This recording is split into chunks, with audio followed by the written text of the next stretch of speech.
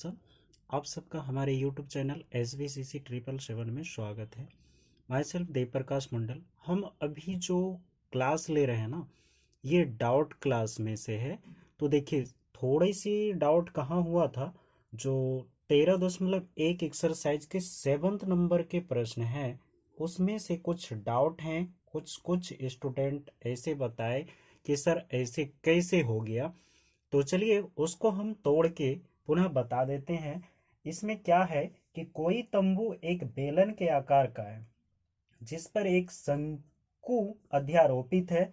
यदि बेलनाकार भाग की ऊंचाई और व्यास क्रमशः 2.1 मीटर और 4 मीटर है तो शंकु की तिर्यक ऊंचाई 2.8 मीटर है। तो इस तंबू को बनाने में प्रयुक्त कैनवेस का क्षेत्रफल ज्ञात कीजिए। साथ ही 500 रुपये प्रति मीटर स्क्वायर की दर से इसमें प्रयुक्त कैनवेस की लागत ज्ञात कीजिए। ठीक है ना। तो हमें लागत भी ज्ञात करना है। देख लीजिए, पहले जो बनाए थे ये वाला सम्स है, ठीक है, जिसमें से हम कॉमन जो लिए हैं ना, तो 2πRH ये बेलन का वक्र पृष्ठ क्षेत्रफल है, प्लस में शंकु का वक्र पृष्ठ क्षेत्रफल और πRL है ना।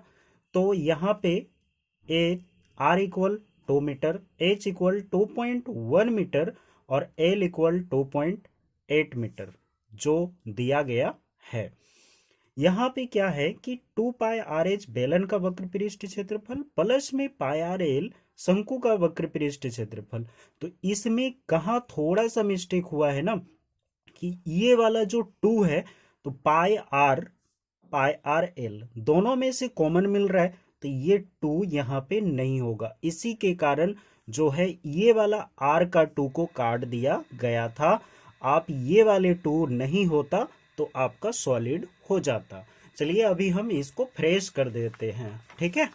तो चलिए देखिए कि कैसे फ्रेश हो रहा है। तो एक बेलनाकार भाग बनाना है, ठीक है। तो इस टाइप से बेलनाकार भाग बना देते हैं। इसके ऊपर एक शंकु अध्यारोपित है, ठीक है।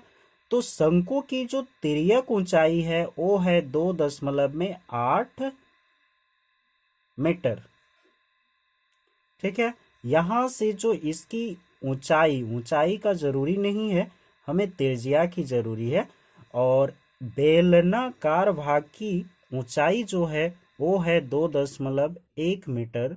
इसकी त्रिज्या निकालना है, यानी बेलन की त्रिज्या आ जाएगा 2 मीटर, चूंकि यहां से यहां तक है 4 मीटर, ठीक है। तो यहां लिखना है R इक्वल में 2 मीटर, है ना। 2 मीटर कर दिए, 4/2 व्यास बटा में 2 बराबर क्या हो जाएगा 2 मीटर। तो 2 मीटर हो गया। H बराबर में क्या है 2.1 मीटर, 2.1 मीटर और L बराबर में क्या है 2.8 मीटर। हो गया क्लियर। यहां तक तो आप क्लियर हैं। अब हमें निकालना है कैनवेस का क्षेत्रफल, इसमें जो ढकेंगे उसका क्षेत्रफल। तो कैनवेस का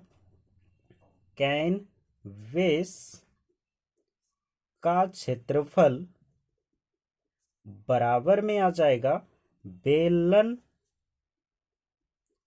का वक्र पृष्ठ क्षेत्रफल प्लस में आ जाएगा शंकु का वक्र पृष्ठ क्षेत्रफल। इस साइड स्पेस नहीं था जिसके कारण यहां लिखना पड़ा, ठीक है। अब यहाँ पे क्या करना है कि ये बेलन का वक्र पृष्ठ क्षेत्रफल हमको लेना है। तो बेलन का वक्र पृष्ठ क्षेत्रफल πR² होता है, प्लस में 2πR² होता है, प्लस में शंकु का वक्र पृष्ठ क्षेत्रफल πRL होता है। ओके, यहां तक तो हमने ले लिया। अब इसका कॉमन निकाल लेंगे। तो 2πR दोनों में है, तो πR ले लेते हैं। इसका कॉमन ले रहे हैं तो πR ले लिए।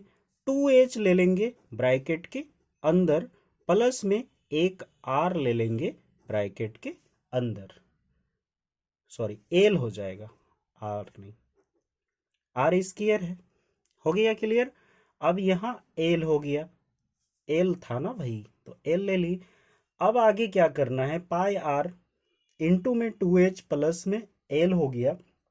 अब देखिए सेट करते हैं, तो पाई का मान क्या है 22/7, गुना में आर का मान है 2 मीटर, तो 2 हो गया ना, 2 मीटर आ गया।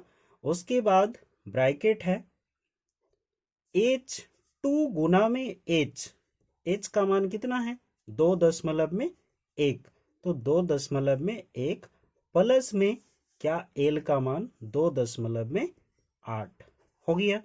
अब देखो नेक्स्ट, 22 दूनी में 44 बटा में 7, और ये 2 गुना करेगा 2.1 को, तो कितना हो जाएगा, तो चलो करके देख लेते हैं। तो भाई 2 एकम में 2 हो गया, और 2 दूनी 4 हो गया, ठीक है। तो 2 दूनी 4 हो गया, 4.2 हो गया, और प्लस में 2.8 हो गया। अब देखो नेक्स्ट लाइन पे 44 y में 7, ये दोनों को जोड़ेंगे तो 8 2 10 के 0, 0.4 2 6 और हाथ के 1 7, तो 7.0 आ गया, 7 7 कट गया, 1 आ गया, ठीक है। नेक्स्ट 44 गुना में 1 बराबर क्या होगा 44 मीटर, क्या आया कैनवेस का क्षेत्रफल। अब इसमें क्या कहता है कि 1 मीटर कैनवेस की लागत आती है 500 रुपये, ठीक है ना। तो 1 मीटर कैनवेस की लागत बराबर में 500 रुपये हैं, ठीक है। तो रुपये कितने आते हैं 500, इसलिए टोटल खर्च यानी कुल खर्च बराबर कुल लागत भी लिख सकते हैं आप। खर्च बराबर क्या होगा 44 गुना में 44 गुना 44 गुना में 500 बराबर हो जाएगा, आंसर 2 शून्य लगा दिए पहले, 4 पचे 20 के 0, हाथ में रहा 2, 4 पचे 20 और 2 22, इतना रुपया आंसर है आपका, ठीक है। तो ये था आंसर।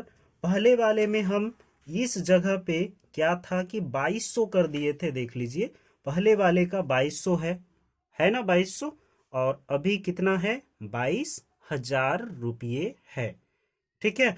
इसी तरह आपको हम और एक चीज दिखा रहे हैं कि कहीं और एक बच्चे में डाउट है, कहाँ डाउट है ये भी बता देते हैं। जो 13.2 के प्रश्न है ना, 13.2 के जो प्रश्न संख्या है 1 2 3 और 4, तो 13.2 के प्रश्न संख्या 1 2 3 4 में हमसे क्या थोड़ा मिस्टेक हुआ है कि यहाँ पे देखिए पाई सेंटीमीटर स्क्वायर कर दिए हैं, इस जगह पे पाई सेंटीमीटर का क्यूब होता 1 का आंसर, इसलिए कृपया आप लोग क्यूब कर लीजिएगा, ओके। फिर दूसरे में क्या है कि ये 66 सेंटीमीटर स्क्वायर कर दिए हैं, इस जगह पे दूसरे नंबर का भी आंसर क्या होता 66 सेंटीमीटर का क्यूब होता, ओके। यहां देखिए 3 नंबर में भी हमने आंसर स्क्वायर में दे दिया था, इसलिए यहाँ पे तीसरे नंबर के भी प्रश्न का आंसर क्या आ जाता 338.184 सेंटीमीटर का क्यूब, ओके। चौथे नंबर में भी हमने सेंटीमीटर का स्क्वायर कर दिया था, आप सेंटीमीटर क्यूब कर लीजिएगा 5 to 3.5 सेंटीमीटर का क्यूब। ये थोड़ी सी मिस्टेक थी, तो आप लोग क्लियरली अच्छे से कर लीजिएगा। आपका डाउट हमने आपको दूर कर दिया, ठीक है। तो चलिए, अब पुनः सब में सही है, क्यूब है, इस सारे में क्यूब लगा हुआ है, लेकिन सिर्फ 1 से लेके 4 तक में हमने क्यूब नहीं डाला था। अब पुनः क्यूब दे दिए हैं, आप लोग क्यूब कर लीजिएगा। ओके,